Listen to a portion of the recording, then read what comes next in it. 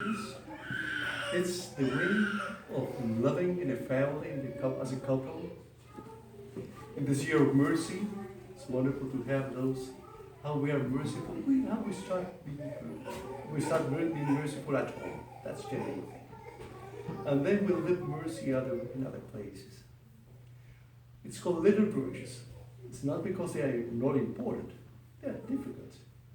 Father Kenton took this from Saint another big saint, Frenchman.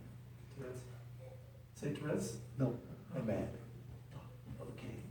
Well, and he said it's so important for our life. And you have there the virtues. I will follow them and make a little comment to each one.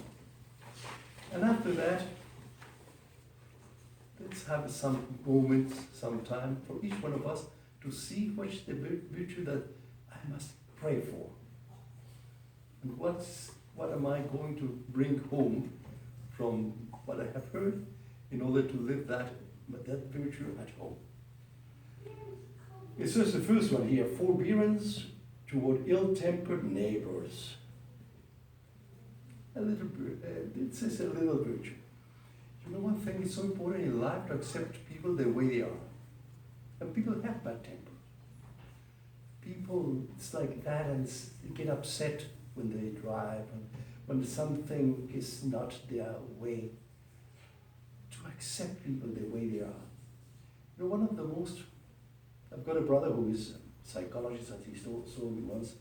One of the most biggest sources of problems in a couple is this false expectations. I expect the other one to have a very good temper. I expect the other one to be always on time. I expect the other one to have always the closet in order, etc., etc., etc. Be very aware when you meet someone or when you live with someone with a bad temper. You know the other one is like that. And be aware of backgrounds, how he was as a child or she was as a child. There is a very good saying in German. Each one carries his cradle along. Your family, your parents, your environment, the way your parents, your family reacted in front of difficulties, of problems, of how they enjoyed things. Each one carries his cradle along, and you're supposed to. It's very important to have that very clear, and not to expect more. To be very, and it starts here with ill-tempered neighbors. Your first neighbor is your spouse, and the first neighbor. Then it come other neighbors. But it's, you know him, you know her, and you know the way he or she is. The next one. Readiness to forgive them when one cannot count on like consideration. To forgive. This year of mercy we have spoken a lot about forgiveness. The word forgiveness in Spanish is so clear, so beautiful. Perdón. Perdón. 2 words. Per means super, perfect. And don is a gift, es un regalo. Perdón is the most perfect gift you can give to another one. Perdón. Forgiveness. Look at the other people. It says here, readiness to forgive them when one cannot count on like consideration. Just look at your experience of forgiveness in your spouse. How she or he has been forgiven at home. How was forgiveness lived in their family? We carry that along. And we know sometimes we don't expect that.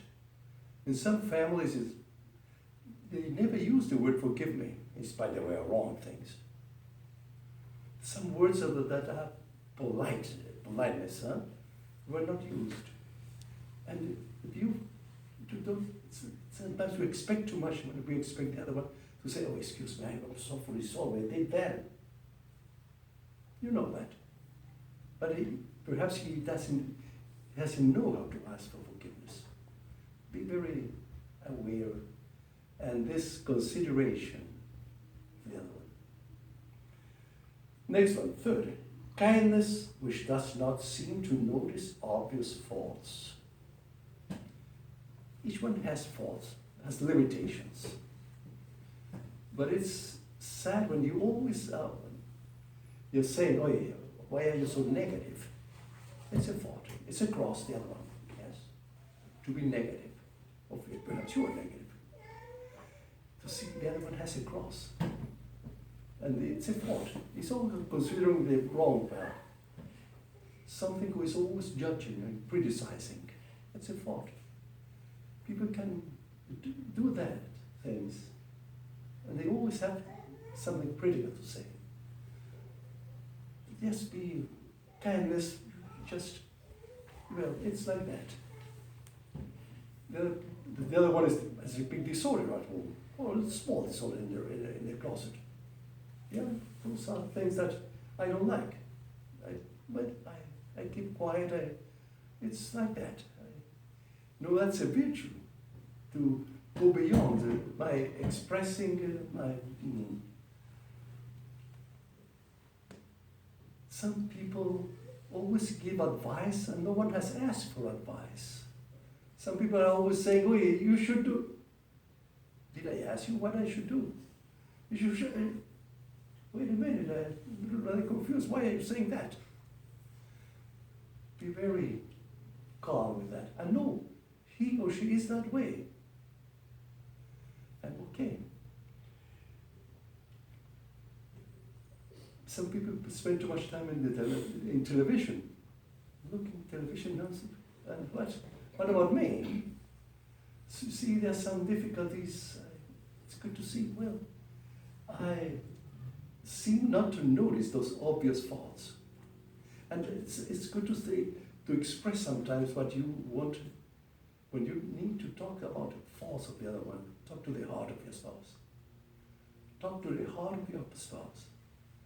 Otherwise, if you talk to the mind, especially us men, yeah, when they speak to the mind, but when they speak to our heart, for instance, because I love you very much, it's sad for me when you get angry. It makes me sad when you get angry.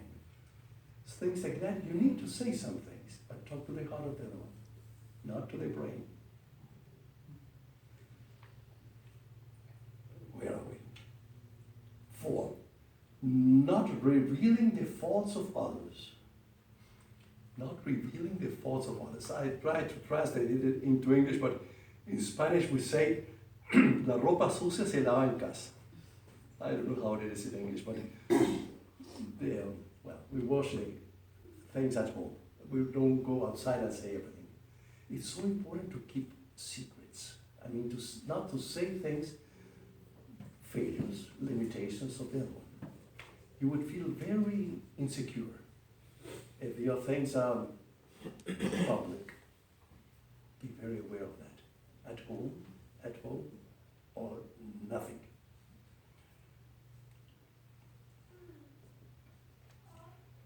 Next one. Compassion that shares the suffering of the unhappy and oppressed. Compassion means to feel pity, sympathy, deep sympathy. And we feel that and we are urged to help.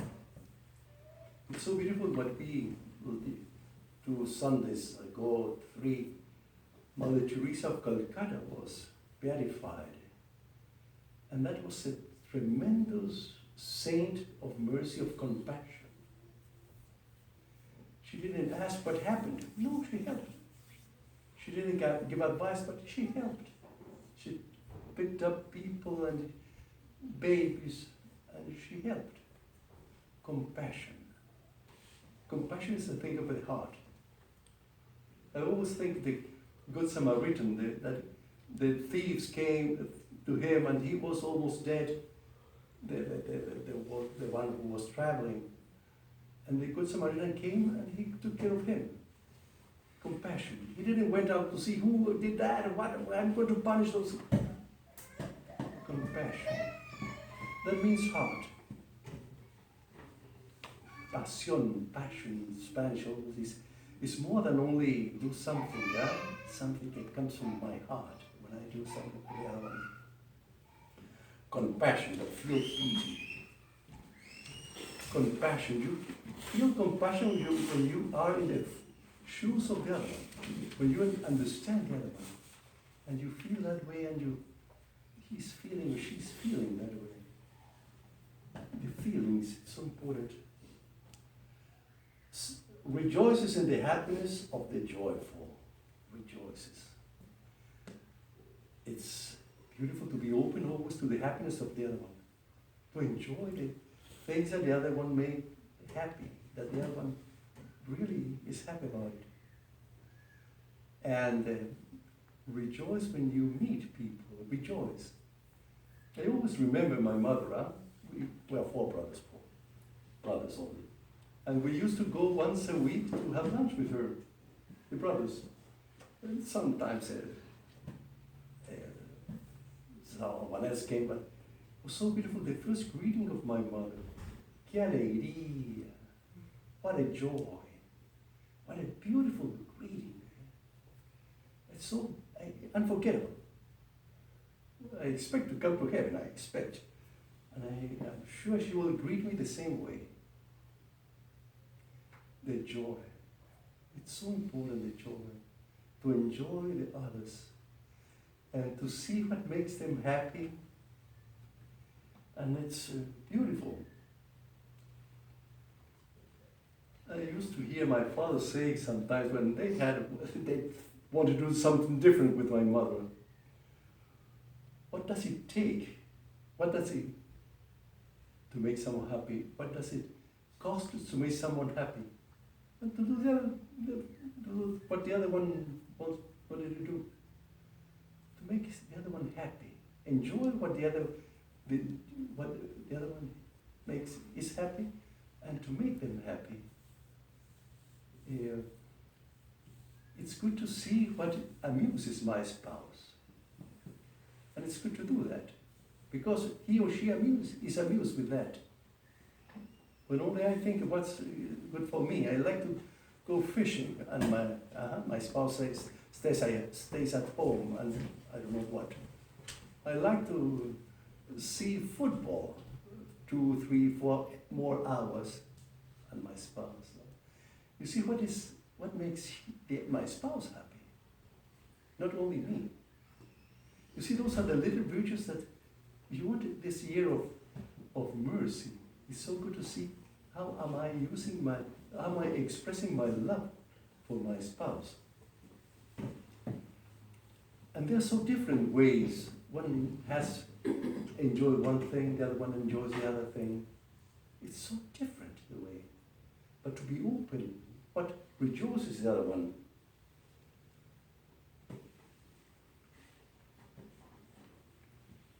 It's good for you to think, when was the last time you did something that made happy your spouse?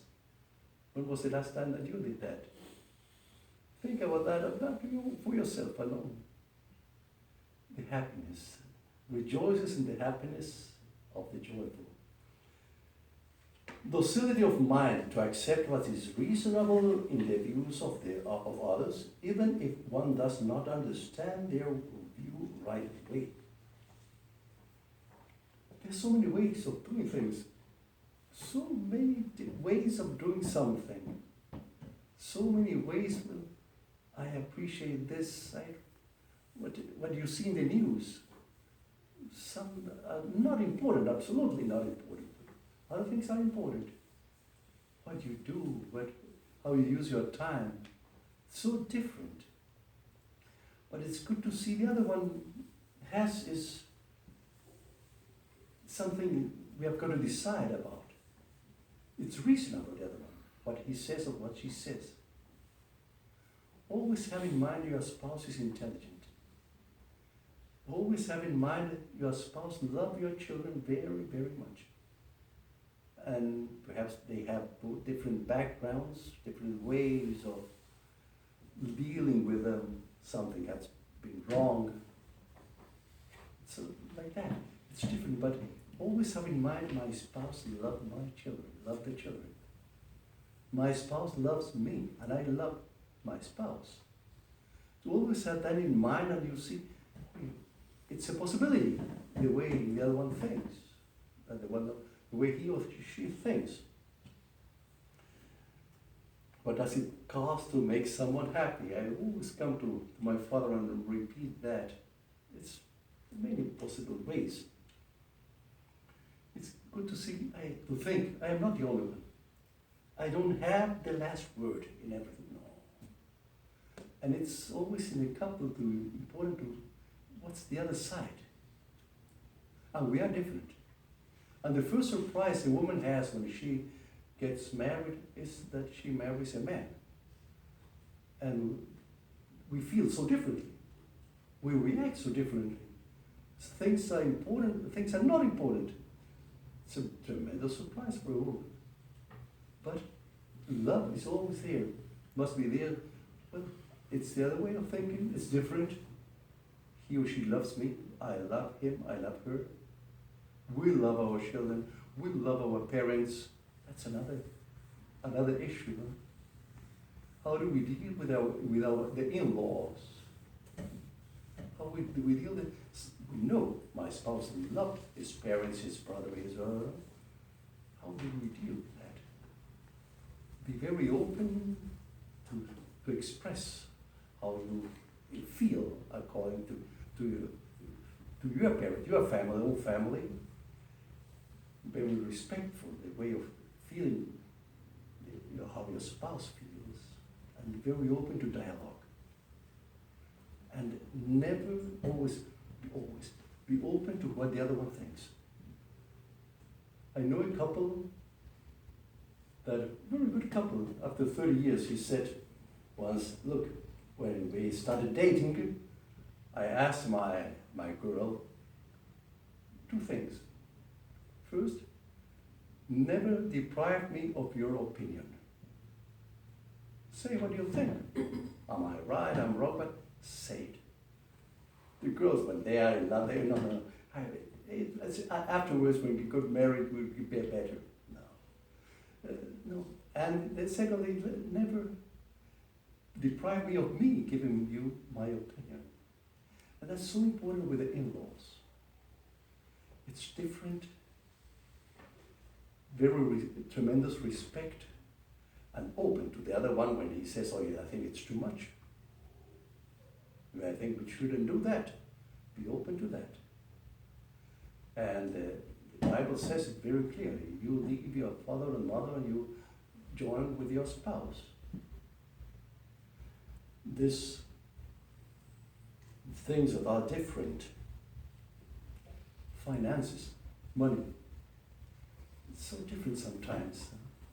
How to deal with money, the budget is this, not more. Very much agreement. I mean, open your heart to the other one. He or she is intelligent. I will receive. You are called to be a couple, in everything. Those are things that are, when you deal, you need to open yourself to the other one. It's good to always have in mind the background the other one, your spouse, has. So to know how he or she reacts in front of money. Spending, not spending, overspending.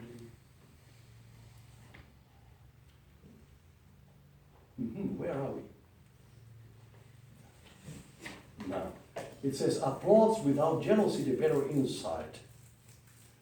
The better insight, yeah. We, men and women, were different. Each one must give opinion and be open to the point of view of the other one. That's so important. Yeah. The better insight. It's wonderful when there's something different and I enjoy it. The worst thing can be a competition. It's going to be my way now, because when one wins, both lose. When one is approach the other one, both win. Anticipate, the next one, anticipate the needs of others to spare them pain and save them the humiliation of asking for help. What a beautiful thing. You slowly start seeing limitations in sickness. And it's not easy for us men mainly, to say, I need your help. No, I am not doing okay. He's not doing okay. It's a fine way of reacting. How do you help in that? In the limitations. Each one has limitations, shortcomings, and you know the needs of the other one. When he or she must say or speaks to the parents, or you know the limitation your spouse has regarding your children, how can I help him or help her with that? In taking the initiative to forgive, so for some, you know your spouse it's very difficult for him or for her to forgive. How do I take the initiative in doing that? When the other one is ashamed of something, he did or she did or something like that. I receive, I am merciful, and I anticipate the other needs of the other one. And you do something that expresses, I enjoy you, I love you, I forgive you. You prepare good food, you invite the other person to do something. You know that something is wrong in the other one, but you come there and you approach it. The worst thing you can do is silence, distance. I will punish you. If you punish him or her, both have been going down.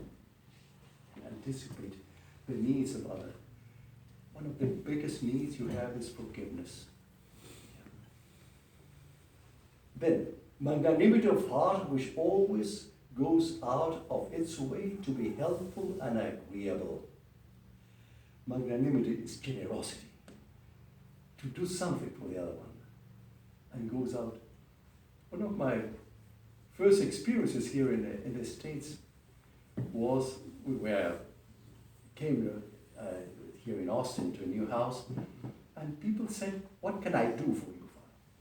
What can I do? In Chile, let's have a cafecito, let's have some time together. No. What can I do for you? It was wonderful. You see, always go and it's helpful. People, I don't recall, but people brought some food.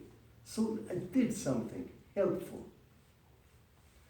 And it's so important to be helpful and agreeable. Helpful and agreeable. Mother Teresa says, peace starts with a smile. Smile. There are people that, no, when you smile, when you greet, when you come to a place, okay. Helpful and agreeable. Ask for permission. May I? Can we? Those things are so beautiful. Ask for forgiveness. Ask for the opinion of the other one. What do you think about this? It's so important in a couple. What do you think? And why do you think that? In spite you think you know why the other one thinks that way, but it's good to hear the other one and the other one expresses that. See, magnanimity of heart which always goes out of its way to be helpful and agreeable. The next one, when it can only do a little, wishes it could be more. Yeah, sometimes we can do that, only that. I would like to do more. It always reminds me of the gospel when Jesus saw a widow giving very small coin. She would have liked to give more, but Jesus said her intention was the best, and she gave more. You see, if I could do better, I would like to do better. Next one, friendly amiability which listens to the annoying without showing irritation. Listen to the annoying without showing irritation. Something's annoying. And you have got to listen to that. When we get older, we repeat things. Perhaps I've been repeating many things I have said in other occasions, but your spouse is repeating. Your parents are repeating things. Oh, you told me that, huh? There we go. Be very polite, gentle. But other people usually say I. That I syndrome is not good, huh? But it's annoys you. Yeah, that's okay. Some people are always complaining. Other people that espouse can have a big range of living and accepting complaints, but it's very, another complaint. And I don't dare to say this because it's going to be, the one is going to complain. Be aware of that. And if your spouse is like that way, or your parents are that way, you know it's like that. And you know he's going or she's going to complain. Don't expect, what a beautiful day today. No, she's going to complain about it's too hot today. Okay. Or whatever, it's too much light for me in my eyes, my blue eyes. Okay, no, complain, you know that. And these are things that annoys me. When the other one is negative. Always the half glass full, not full. When the other one exaggerates about himself or herself, that always I am, and exaggerates, and you know he's not so much. She's not so much, but it's not pleasant for me to hear that. Criticize, critical, that can be very difficult, You know the other one is critical. He's always criticizing what happened at home, at the job, outside. And you think, why was he in his heart criticizing me? Be careful of those things. Know that the other one does those things that annoy you. Keep quiet. The worst thing is to another time to get angry with that, or to say, no, wait, you know it will pass. You know there are many other things that are beautiful. You know that. Keep that in mind. Next one. Instructs the ignorant without unkind words. What a beautiful thing, huh? Yeah, I think when you say things with a question mark, may I help you? The other one doesn't know, may I help you? I think it can be done that way. You see, you know the other one, this person doesn't know something and you want to be helpful. You want to approach the thing. You want to know, but in a fine way. This politeness is I think it's so important. And it comes the word politeness now. The last one. Politeness which fulfills the duty of courtesy with sincere Christian affection. Politeness. I'm amazed by the Pope says always. There are 3 words. Never forget the 3 words. You know which 3 words the Pope says in there? Please. Forgive me. Thank you. Those words are politeness. Politeness. Please, thank you for yourself, only for yourself. Huh? When was the last time I said please to my spouse? When was the last time I said thank you? When was the last time you said forgive me, excuse me? See, politeness is respect for the other person. I respect him, I always treat him or treat her as a king or as a queen. It's beautiful when the wife makes the man feel a king. And the husband treats her wife as a queen. I learned that in the difficult way at home. Huh? My father allowed us very many things that were not good. But one thing he was absolutely clear when we lacked respect to my mother. I know. We were four brothers and he had it very clear. She was a queen at home. And we had to learn it, punishments I can tell you. And for my mother also, respect.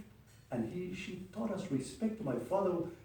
Well, I never forget that we had only one telephone at home, and those black telephones we did like this. And when we were talking a little bit longer with a friend, hey, she stood next to the phone. Stop talking, your dad might be calling home. Oh, we are ashamed. It was very clear for me. Your dad is the most important person here at home. And you see those things that when you teach politeness and you live politeness and you express that your spouse is the most important one. And never forget, excuse me if I repeat, I was once a priest and my mother invited me to some meetings, ladies. I don't know what I was doing there. I was sitting down here, a lady, my mother, a lady. I was absolutely distracted. And then I heard my mother saying to the neighbor, look, it was absolutely clear for me who was first, or my husband or my children. First, my husband. Second, my husband. And third, my husband. My eyes went like that. What a wisdom. My parents, for each one, the first was their spouse. And everything went okay. You see that politeness, that means if you teach that, you live that at home. Beautiful. Well, now I will ask you in a moment, 1 minute, 60 seconds. Perhaps you take your sheet there and you look at them. The question was 60 seconds. Which of the little virtues has impressed me the most? Which of the little virtues has impressed me the most?